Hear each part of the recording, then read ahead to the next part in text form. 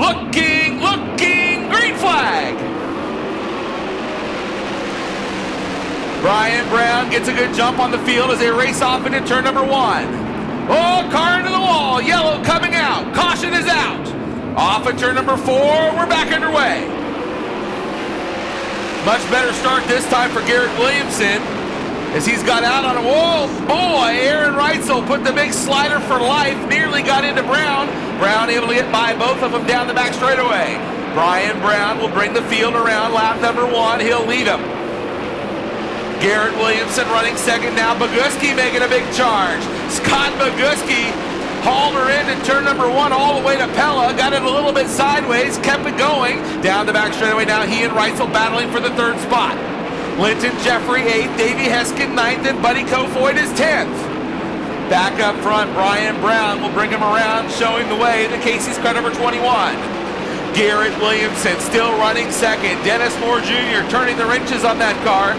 5 laps to go. Garrett Williamson bobbled in turn number 4. Here comes Reitzel. Big move into turn 1. He gets the 2nd spot. Down the back straightaway now. Reitzel has it. He's going to bring, oh no. Austin McCarl tried to go, then thought better of it. Garrett Williamson has the 3rd spot. Austin McCarl fourth. A little smoke now. Hazing off the 8 of Reitzel. Brian Brown continues to lead, but the action's in 2nd, 3rd, and 4th as they work into turns 1 and 2. Reitzel having trouble getting by the 16 of Tatnall. Here comes McCarl, nearly 3-1. They swap spots into turns 1 and 2. 4 wheels in the fluff is Reitzel. Big run off of turn 2. Down the back straightaway, McCarl right there looking on. Here comes Austin McCarl on the inside. White flag is out, 1 to go for Brian Brown.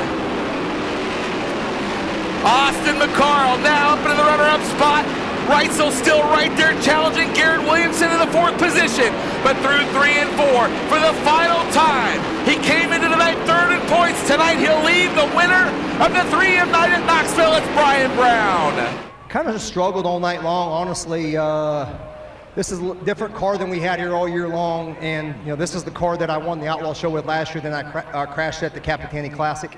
And I felt like it really wasn't right at the Nationals. I don't know if something was bent or whatnot. So Chad just said, we have a couple to choose from. Which one you want to bring? And I chose to bring that one there. And after the heat race, I was like, God darn, that was probably not a good decision on the driver's part. But one thing that's never quits is that race team right there, led by Chad Morgan, Justin Lauer, Laith Hicks, Kane Johnson, my dad Robert, Cindy, my wife Heather, she's at home, didn't get to come tonight.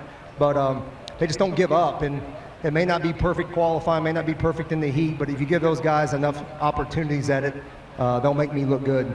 Felt like it was pretty good there in the A, but definitely not what my other car is. So I'm definitely glad to see that checker flag, and just proud of our whole Casey's FEP, Impact Signs, Awnings, and Wraps, Maxim Chassis, Andy's Frozen Custard, Mountain Dew Overdrive, JD Welding, Housby, Weld Wheels, Champion Oil, Dittsfield Transfer, Factory Cane Shocks, Charlie Garrett Engines, Vortex Wings, best wings in the business. I don't care what anybody says. So Linton's a great guy also. So just awesome here at the Candy Dash.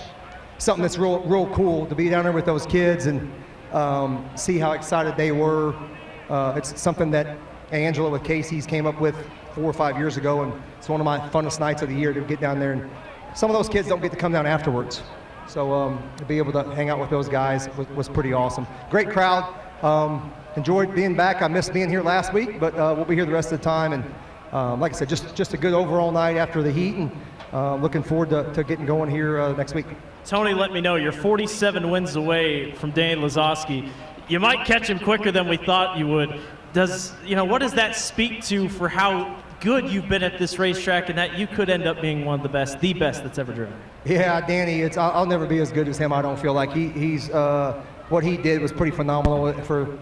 Believe me, he knows how many wins I got, and he knows how many wins I'm behind him, because he gives me crap all the time. Oh, you got 50 or 60 more to go, or whatever it was. And like I said, I probably that 1-2 means more to me for my grandpa George than probably anything else, just because I know how proud he was when I got into second. You take a guy who's got his son, the all-time leader, and his grandson in second. That's pretty cool for him to be able to do that. He's still a huge part of our race program.